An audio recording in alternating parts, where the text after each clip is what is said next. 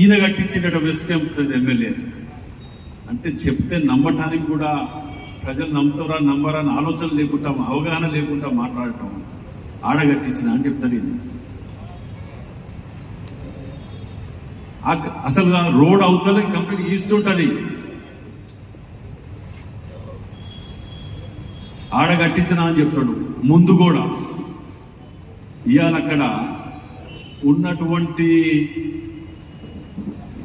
పెద్దమ్మగడ్డ వాసులు దళితులు ఇంటికి 500, 1000, 2000 వేసుకొని ఆడ కాంపౌండ్ కట్టుకున్నారు ముందు సైడ్.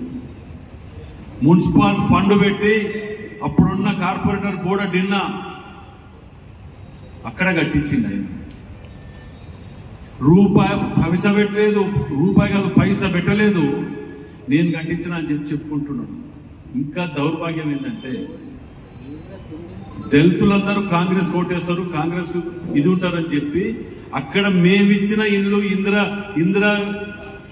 మన ఇది ఇందిరమ్మ ఇల్లు తప్ప నువ్వు ఇచ్చిన డబుల్ బెడ్రూమ్ ఒక్కటిగా చూపించు సన్యాసి.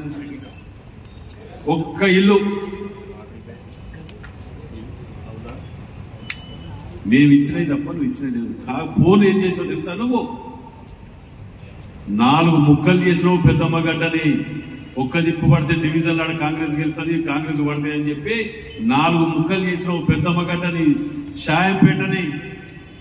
ఒక్క షాయంపేట 4 కార్పొరేటర్ ముక్కలు ఉంటాయి. ఇది నీ సంస్కృతి.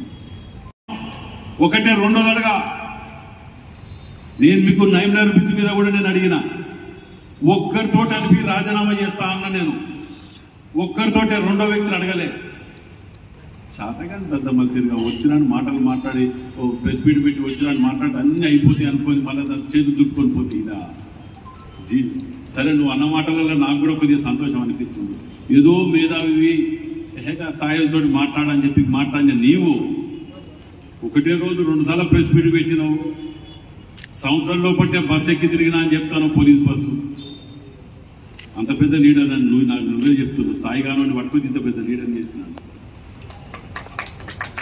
ఇది అనే చరిత్ర. నీ సంఘానికి ఇంకొకటి చూడండి, ఆయన మీద మాట్లాడేది కూడా ఇంతకంటే ప్రతిసారి నేను అన్ని ఎవిడెన్స్ కూడా పట్టుకొచ్చి ఈ దిగజారిన గురించి నేను మాట్లాడి ఇట్లాంటి ఎవిడెన్స్ పట్టుకురావడం కూడా నాకు ఇష్టం లేదు. అందుకే ఫైనల్గా అన్ని